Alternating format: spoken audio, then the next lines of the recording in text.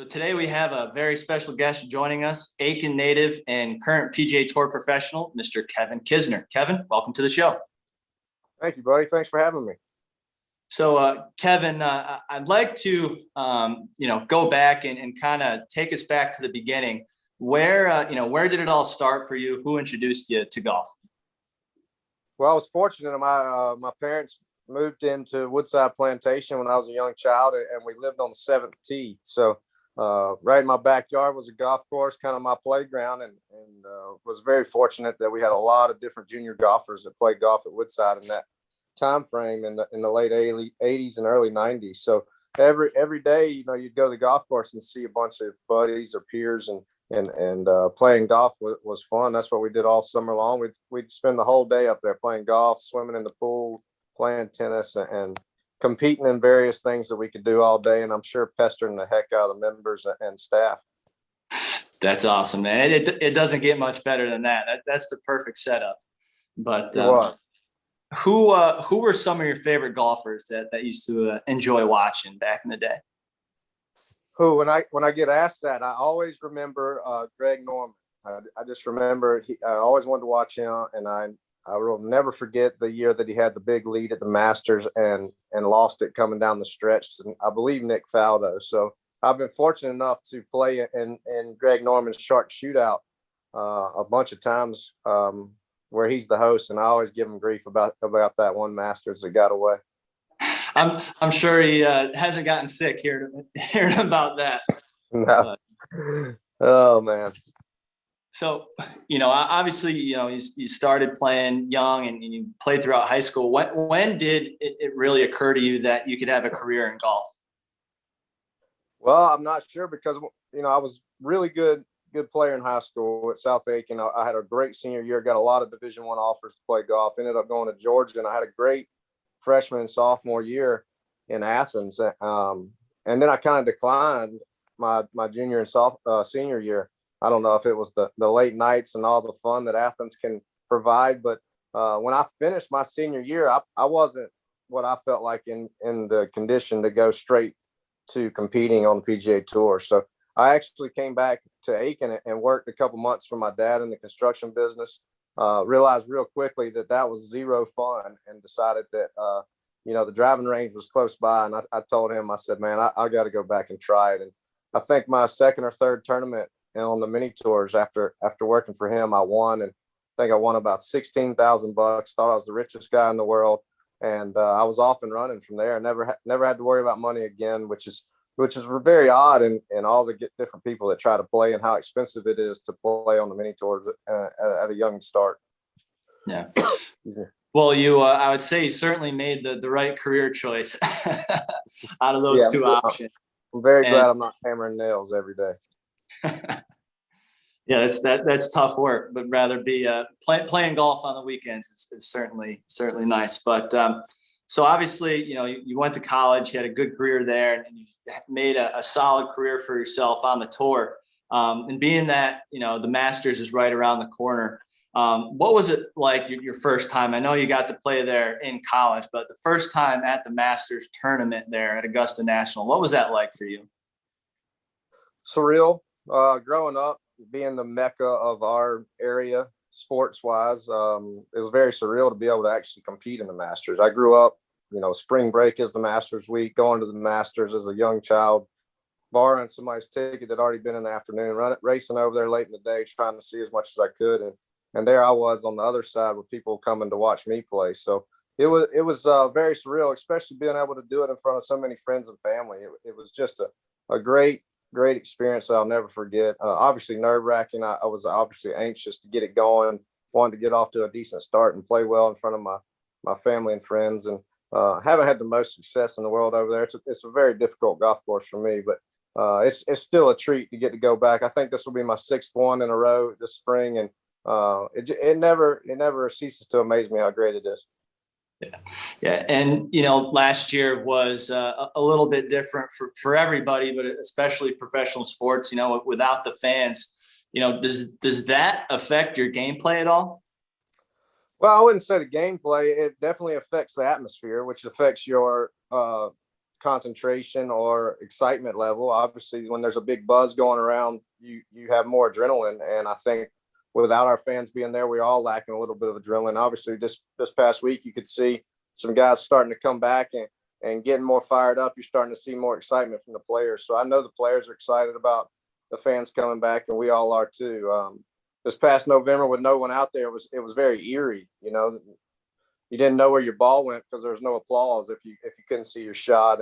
And the other aspect people don't talk about is we teed off of 1 and 10 for the first time in Masters history on Thursday and Friday. So I think I had like a 7:20 tee time off of number 10, which is not the most exciting start in the world. Wow. No, not at all. Yeah. You'll probably, hopefully never see that again. Hopefully not. So, you know, and getting back to your career, has there been, you know, anyone that you consider, you know, one of your biggest mentors or, you know, possibly biggest inspiration for you throughout your career? Well, when people ask me that, I always talk about my parents. I've got two great parents that have always been kind of my sounding board, my biggest cheerleader, my biggest critics, and keep me very, very grounded amongst my community and amongst my life and fatherhood and being a husband and all things. So the first person I call when I need something is my dad from day one. So even at 37, when a door isn't working properly at my house, he's the first phone call. So my biggest mentor is him. He came last week for the first time in a year and had plenty of ideas at dinner on Thursday night of how I could improve my golf game. So it never changes, and I really love that. That's pretty cool. Pretty cool to hear that.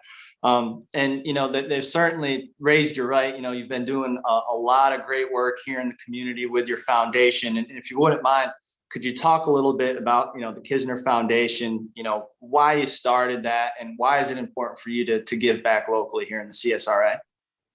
Well, I feel like that's a thing that people that have success need to do is to remember where they came from and help others. I really, on that question, I have to give a lot of credit to my wife, who's not from Aiken, but when we got married, she was a speech pathologist and did home health here in Aiken County and saw a huge need in the lives of children that we could really make a difference in helping children get things to improve their lives. And she's gone out and really done the research and found ways that we could really interact with children that could impact their lives in a positive way. So as I tell people all the time, I try to raise the money and I try to go help her do all the different things that she thinks we can make a big difference in children's lives. Children are a huge, big part of our life. We just had our third, and we feel like, you know, if we can change it at the ground root level of a child at 0 to 5, we can really impact their life going forward. That's awesome. Well, I would certainly say keep up the great work.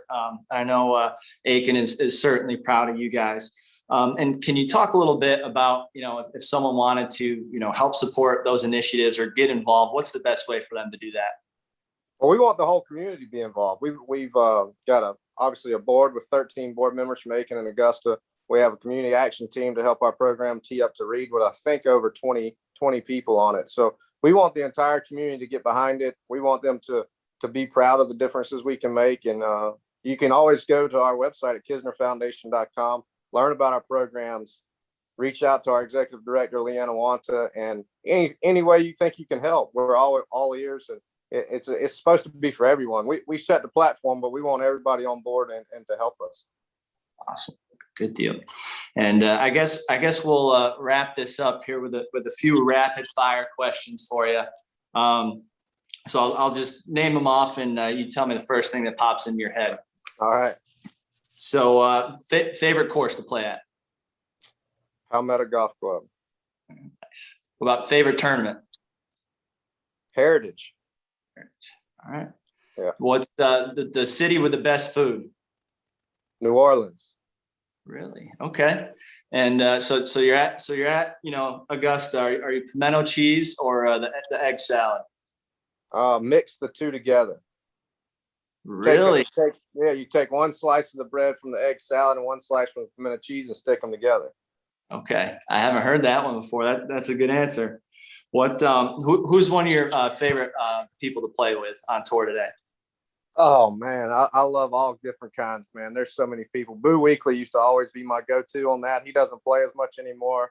And I also love the young kids. I love their enthusiasm. Justin Thomas that won yesterday, or the Jordan Spieth. Those guys are so fun to play with because they, it takes you back. I'm 37. They look at me like an old man, so it's a lot of fun to see their enthusiasm for the game. Yeah, definitely keeps you young, right? Yes, sir. So we'll have the closing question here. You get to play a round of golf with anyone. It could be current golfers, former celebrities, historical figures. I guess who would be your dream foursome, and what course are you playing at? Wow. I would probably play Augusta National because of how near and dear it is to what my whole life has been about growing up in the CSRA. If I had to pick one person to go play with, man, I'd probably pick Jesus Christ. Ask him all kinds of questions on how to pull off all these shots that I have no idea how to do. I think if anybody can do it, he can, right? The ultimate shot maker, right? I go back to the old theory. I mean, even God can't hit a 1-iron. I bet you he could show you. So I think I could get a lot of knowledge in a round of golf from Jesus about different shots I want to learn how to hit. That's I think so. That's a great answer. But Kevin, I really appreciate your time today. Thanks for coming on. Anytime, buddy. I wish everybody the best. Stay safe out there.